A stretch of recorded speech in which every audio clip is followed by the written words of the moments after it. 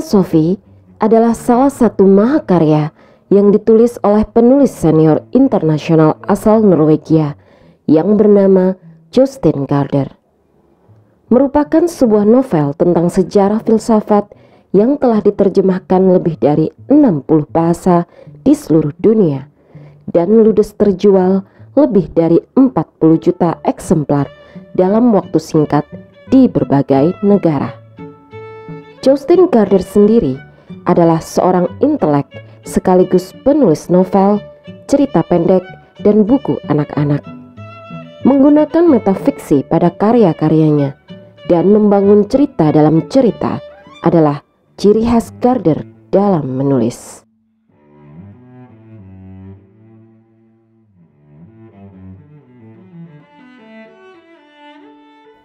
Sofie Amundsen mendapati sebuah surat dengan namanya tertulis di amplop putih di kotak surat rumahnya sepulang ia sekolah. Di dalam amplop tersebut hanya terdapat secari kertas yang berbunyi, "Siapakah kamu?" Sofie pun menjadi bingung dan mulai bertanya siapakah dirinya yang sebenarnya. Ia pun mulai berpikir tentang hidup yang tak akan selamanya. Apakah ada kehidupan setelah mati? Lalu ia pun kembali memeriksa kotak surat dan terkejut saat kembali menemukan sebuah amplop putih lainnya, persis dengan amplop yang pertama. Di dalamnya terdapat secari kertas yang bertuliskan, "Dari mana datangnya dunia?" Sofie pun mulai bertanya-tanya dari mana ia berasal. Apakah segala sesuatu itu selalu ada? Ataukah ada permulaannya? Apakah ada yang menciptakan? Lalu, siapakah yang menciptakan Tuhan? Apakah mungkin sesuatu berasal dari ketiadaan? Lalu untuk ketiga kalinya, Sofie memeriksa kembali kotak surat di depan rumahnya. Ada sebuah kartu pos dengan ucapan ulang tahun yang ia tak tahu dari siapa, namun ditujukan untuk Hilde Molenaar dengan alamat rumahnya. Sofie pun menjadi bingung. Siapakah Hilde dan mengapa dikirim ke rumahnya?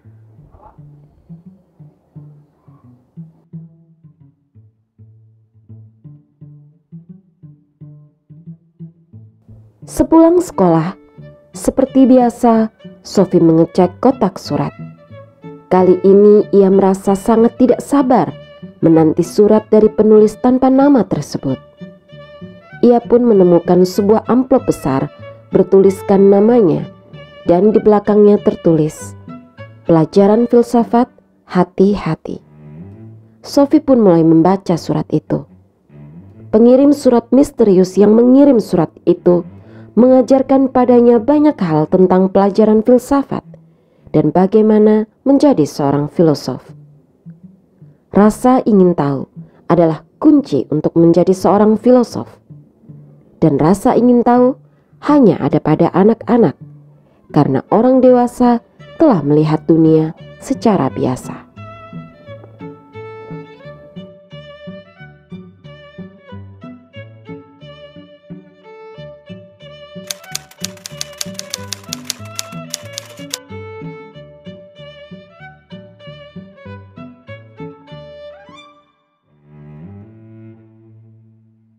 Setelah sempat tidak menerima surat dan menjadi tidak semangat karenanya, akhirnya Sofie menerima surat lagi. Tapi kali ini surat tersebut tidak berperangko. Pengirim misterius itu menuliskan tentang bagaimana para filosof paling awal di Yunani menaruh perhatiannya pada alam dan proses-prosesnya. Karena itulah mereka disebut sebagai filosof alam. Para filosof itu sama-sama percaya pasti ada zat dasar sebagai akar penyebab seluruh perubahan. Pasti ada sesuatu yang darinya segala sesuatu berasal dan kepadanya segala sesuatu akan kembali. Nama-nama besar seperti Thales, Anaximander, Anaximenes, Parmenides, Heraklitos, Empedokles, dan Anaxagoras dibahas di dalam surat kali ini.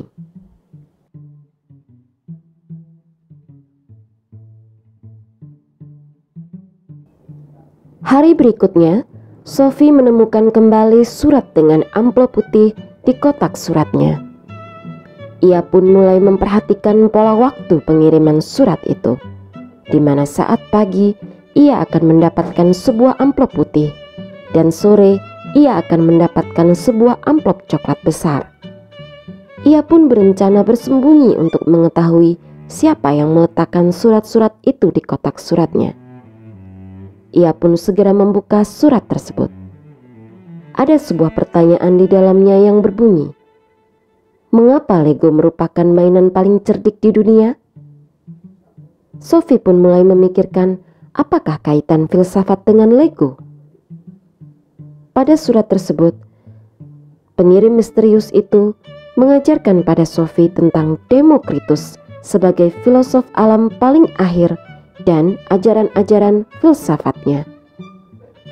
Demokritus beranggapan bahwa segala sesuatu dibuat dari balok-balok tak terlihat yang sangat kecil yang masing-masing kekal dan abadi. Demokritus menamakan unit-unit terkecil ini dengan sebutan atom.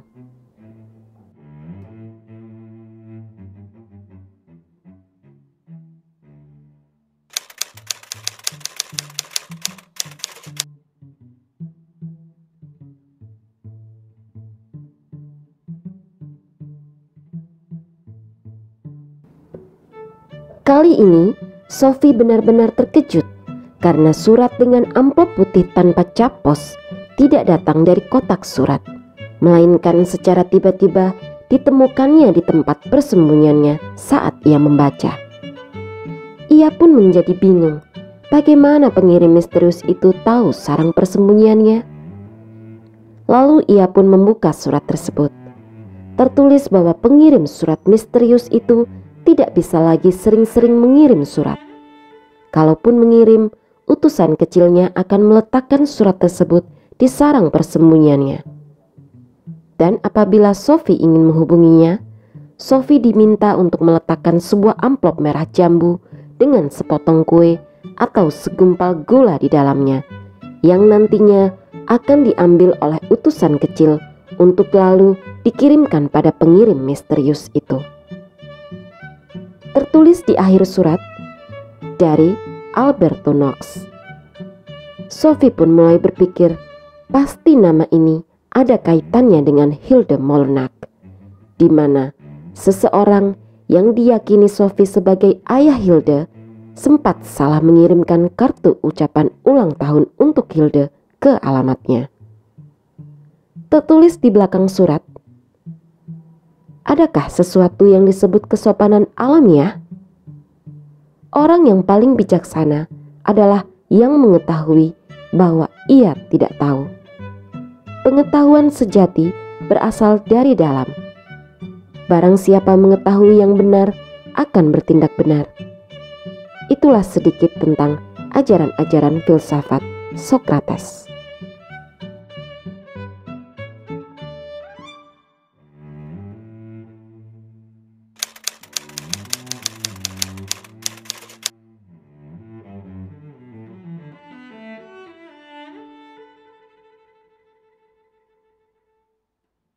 Sophie kembali mendapatkan sebuah surat dengan amplop coklat besar yang dibawa oleh seekor anjing Labrador keemasan yang ia panggil dengan Hermes.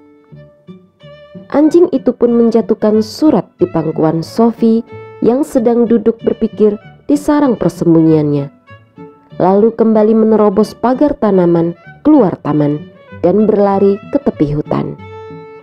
Sophie pun segera mengejar karena Sophie ingin tahu siapakah pengirim surat tersebut. Namun sayangnya, ia tak dapat mengejar Hermes. Surat hari itu memperkenalkan Sophie pada Plato, yang adalah murid dari Socrates, dan ajaran-ajaran filsafat Plato yang terkenal di dunia, yaitu dunia ide, pengetahuan sejati, mitos gua, dan filsafat politik. Jiwa rindu untuk terbang pulang dengan sayap-sayap cinta menuju dunia ide. Ia ingin dibebaskan dari rantai badan.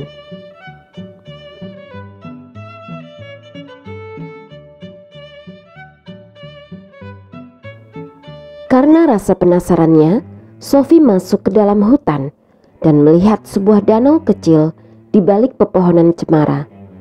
Dan dengan sebuah perahu dayung, ia menyeberangi danau tersebut. Lalu sampailah ia di sebuah gubuk dengan sedikit perabot, namun dari jejak-jejak yang tertinggal, Sophie yakin ada seseorang yang tinggal di gubuk itu. Ia menemukan helaian rambut emas yang Sophie yakini sebagai rambut dari Hermes. Jadi gubuk itu pastilah gubuk dari Alberto Knox, sang guru filsafat misterius yang selalu mengiriminya surat. Lalu terjadi sebuah hal yang mengerikan saat Sophie bercermin. Tiba-tiba bayangan dirinya di cermin berkedip meski Sophie tidak sedang berkedip.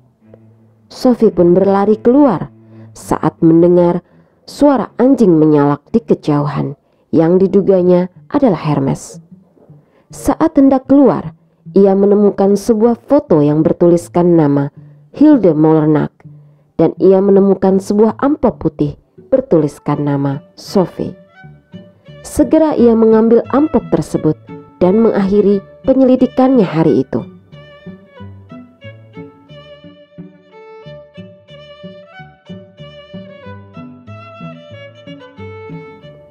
Sophie menerima kembali sebuah amplop coklat besar yang dibawakan oleh anjing sang guru filsafat misterius bernama Alberto Knox.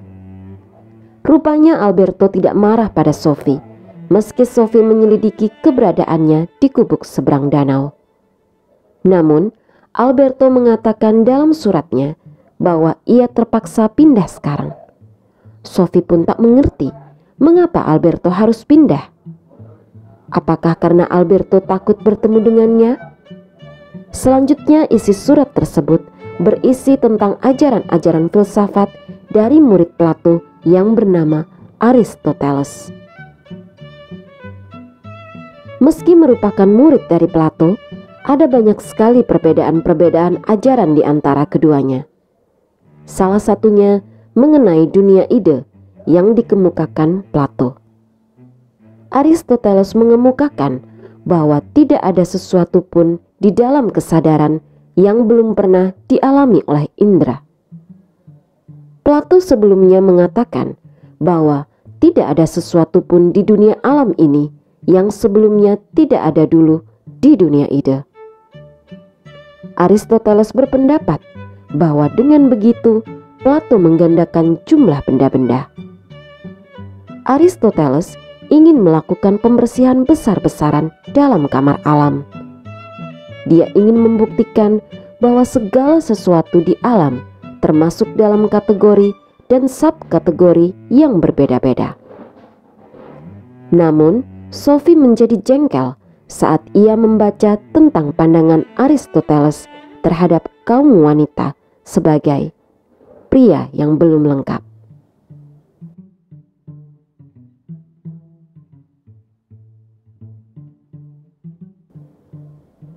Bab ini diawali dengan Sophie yang menemukan sebuah kartu pos dengan gambar Jeep PBB. Kartu itu dicap Batalion PBB dan ditujukan untuk Hilde yang sebentar lagi akan berulang tahun. Namun anehnya, ulang tahun Hilde sama persis dengan ulang tahun Sophie. Pada zaman Helenisme, ada 4 aliran filsafat yang terbentuk, yaitu kaum sinis, kaum stoik, kaum epikurean, dan neoplatonisme. Aliran terakhirlah yang membuat Sophie seperti melayang-layang di angkasa saat ia membaca tentang Plotinus. Segala sesuatu menyimpan sepercik misteri ilahi. Kita melihatnya berkilau dalam sekuntum bunga matahari atau bunga melati.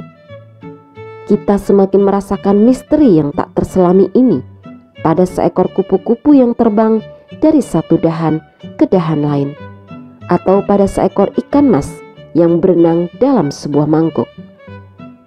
Tapi kita paling dekat dengan Tuhan dalam jiwa kita. Hanya di sana kita dapat menjadi satu dengan misteri terbesar kehidupan. Sesungguhnya jarang sekali kita dapat merasakan bahwa kita sendirilah misteri itu.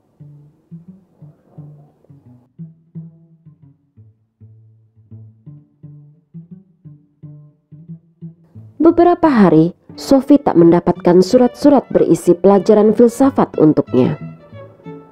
Ajakan dari sahabatnya Joanna untuk berkemah pun diterimanya. Puncak Belibis dipilih Sophie agar berdekatan dengan gubuk sang mayor atau gubuk sang guru filsafat misterius.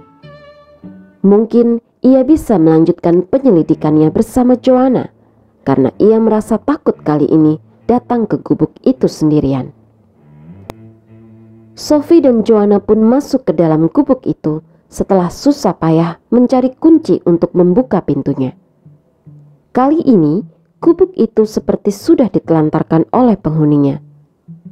Alberto Knox pasti sudah pindah karena ulahnya. Sophie pun bergidik saat melihat cermin kuningan masih tergantung di atas kotak laci. Joanna menemukan sebuah kotak kecil yang berisi beberapa kartu pos dengan cap pos Lebanon.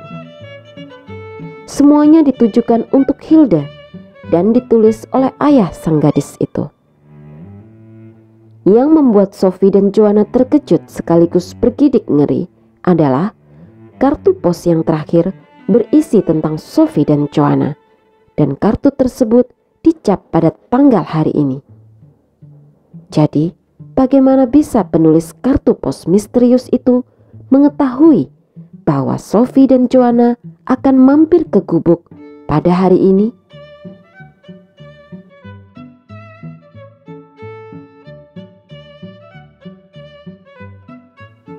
Pada bab ini, Sophie mendapat pelajaran baru dari Alberto, yaitu mengenai bangsa Yahudi dan bangsa Yunani, serta kedua kebudayaan besar mereka. Ada sebuah kutipan Goethe yang menarik perhatian Sophie yang berbunyi, "Barang siapa tidak dapat belajar dari masa 3000 tahun, berarti dia tidak memanfaatkan akalnya."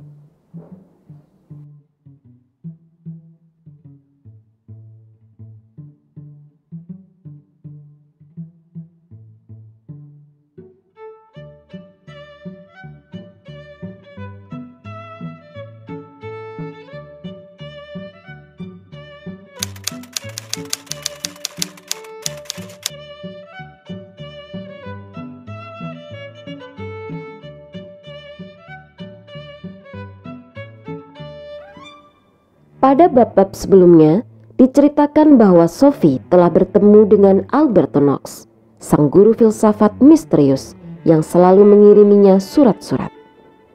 Pada pertemuan itu, Sophie terkejut karena Alberto sempat salah memanggil dirinya dengan nama Hilda.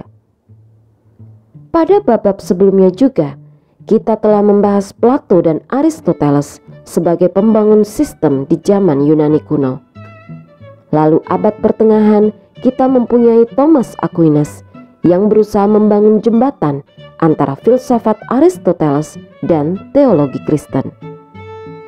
Lalu berlanjut pada zaman Renaissance, yaitu zaman percampuran antara kepercayaan lama dan kepercayaan baru mengenai alam dan ilmu pengetahuan, Tuhan dan manusia. Pada bab ini, Alberto menjelaskan tentang ajaran-ajaran dan karya dari bapak filsafat modern sekaligus bapak geometri analitik, yaitu Descartes, yang hidup setelah abad ke-17. Karya dan ajaran filsafat Descartes dianggap mempunyai pengaruh penting hingga diikuti oleh generasi berikutnya, yaitu Spinoza dan Leibniz, Locke dan Berkeley, Hume dan Kant. Descartes percaya bahwa dalam pikirannya dia mempunyai suatu gagasan yang jelas dan terang mengenai wujud yang sempurna. Ini adalah gagasan yang selalu disimpannya, dan karenanya jelas bagi Descartes bahwa gagasan semacam itu tidak mungkin berasal dari dirinya sendiri yang tidak sempurna. Gagasan mengenai wujud yang sempurna pasti berasal dari wujud sempurna itu sendiri, atau dengan kata lain, Tuhan. Jadi, gagasan tentang Tuhan sudah merupakan bawaan atau sudah dicapkan sejak lahir. Kembali pada Sophie. Di akhir bab, Sophie kembali dibuat berpikir keras. Mengapa nama Alberto Knox sedikit mirip dengan Albert Knox, yaitu ayah Hilde? Sophie menjadi makin penasaran dengan semua hal mengenai Hilde dan ayahnya, juga Alberto dan kartu-kartu ucapan ulang tahun untuk Hilde yang dikirim ke alamatnya. Siapakah sebenarnya mereka? Dan apa hubungannya dengan Sophie?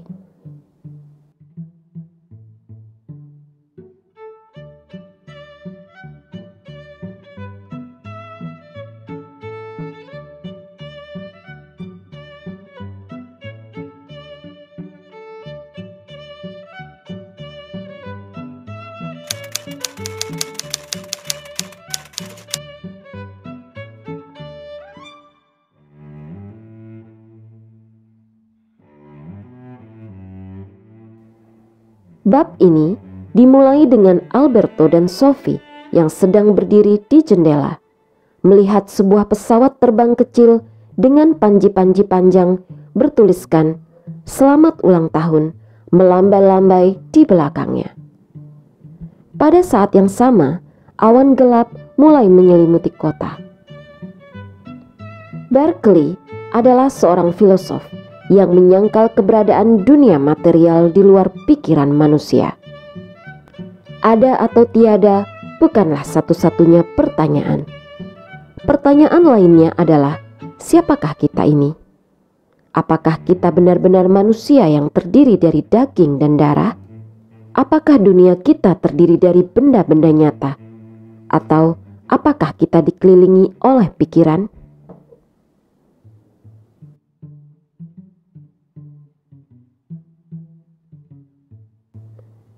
Bab ini diambil dari sudut pandang Hilde Molernack yang pada hari ini berulang tahun ke-15 dan membuka sebuah hadiah dari ayahnya, yaitu Albert Knox, yang disebut-sebut oleh ayahnya adalah hadiah yang semakin lama semakin besar dan bisa dinikmati bersama orang lain.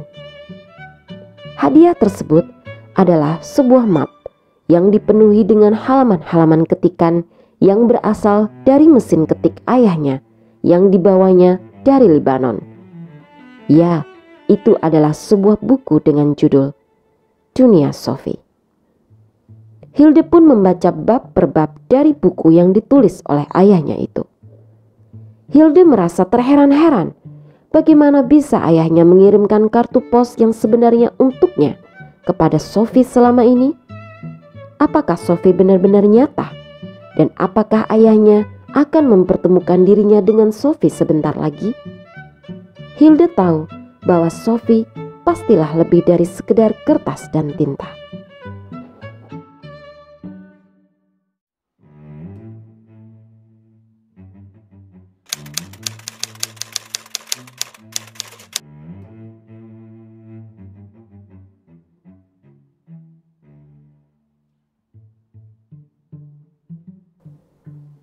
Pada bab ini, Hilde menerima ucapan ulang tahun via telepon dari ayahnya, Mayor Albert Knox. Ayahnya berjanji akan membahas rasa penasaran Hilde akan keberadaan Sophie dan Alberto dalam buku yang ditulis ayahnya adalah nyata atau fiktif saja. Hilde pun meneruskan membaca buku Dunia Sophie. Kali ini, Alberto mengajarkan pada Sophie tentang Immanuel Kant, yang adalah seorang profesor yang cemerlang dan ahli mengenai gagasan-gagasan dari para filosof lain. Ia adalah filosof pertama yang mengajar filsafat di universitas. Kant mempunyai landasan kuat dalam tradisi filsafat masa lalu. Ia akrab dengan rasionalismenya Descartes dan Spinoza, serta empirismenya Locke, Berkeley, dan Hume. Sumbangan terbesar Immanuel Kant pada filsafat adalah garis pembatas yang ditariknya antara benda-benda itu sendiri, das Ding an sich, dan benda-benda sebagaimana yang tampak di mata kita. Kant mengemukakan perbedaan jelas antara benda itu sendiri dan benda itu bagiku. Kita tidak pernah dapat mempunyai pengetahuan tentang benda-benda itu sendiri. Kita hanya dapat mengetahui bagaimana benda-benda itu tampak bagi kita. Sebaliknya, sebelum terjadinya pengalaman apapun, kita dapat mengatakan sesuatu tentang bagaimana benda-benda itu akan ditangkap oleh pikiran manusia.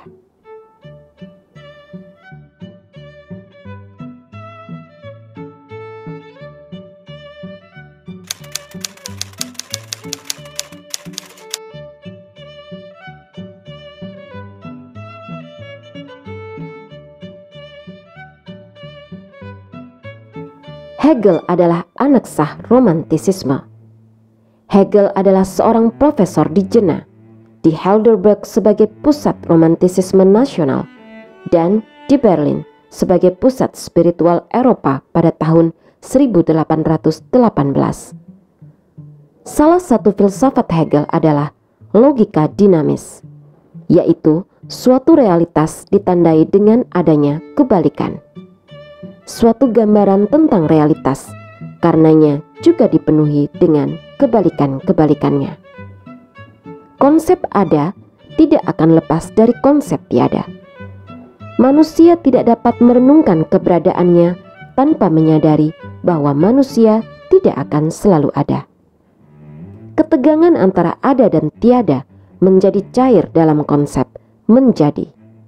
Sebab jika sesuatu itu sedang dalam proses menjadi, ia sekaligus ada dan tiada.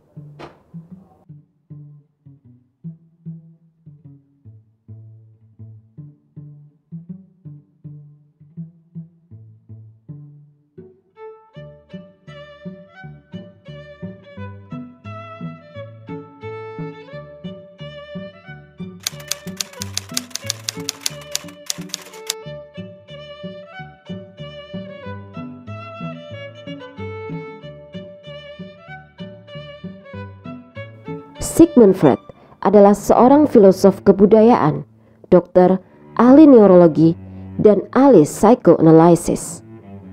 Freud mengemukakan bahwa setiap manusia membawa prinsip kesenangan atau yang disebut Freud sebagai ID.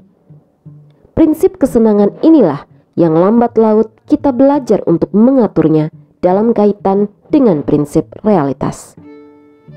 Mengenai jiwa manusia, melalui bertahun-tahun pengalamannya merawat pasien, Freud menyimpulkan bahwa kesadaran hanya mengisi sebagian kecil pikiran manusia. Kesadaran bagaikan gunung es yang muncul di permukaan laut. Di bawah permukaan laut atau di bawah ambang batas kesadaran, ada lubuk hati atau alam bawah sadar. Dan jalan paling jelas menuju alam bawah sadar adalah melalui mimpi-mimpi kita. The Interpretation of Dreams yang diterbitkan pada tahun 1900 adalah karya terpopuler Freud. Dalam buku itu, ia membuktikan bahwa mimpi-mimpi kita itu tidak sembarangan.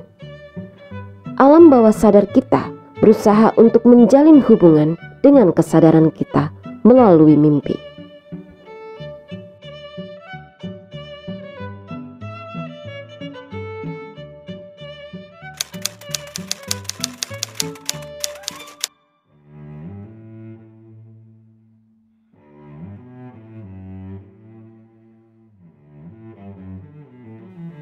Pada bab sebelumnya, Alberto mengajak Sophie ke sebuah toko buku dan membelikan Sophie sebuah buku dengan judul Dunia Sophie.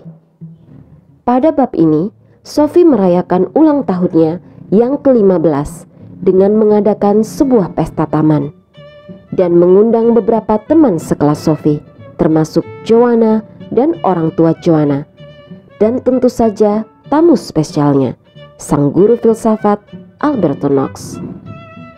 Pada kesempatan itu, Alberto memberikan sebuah pidato yang mengungkapkan bahwa dirinya, Sophie, dan semua yang hadir di situ sebenarnya tidak ada. Kehidupan yang dijalani mereka saat ini hanya ada dalam pikiran sang mayor, seorang pengamat PBB di Libanon. Sang mayor menulis buku tentang mereka sebagai kado untuk putrinya, Hilde Molernak. Sungguh fakta yang susah diterima Sophie dan semua yang hadir. Namun bagaimanapun mereka akan lenyap saat Hilde selesai membaca buku Dunia Sophie. Inilah bab terakhir dalam buku Dunia Sophie.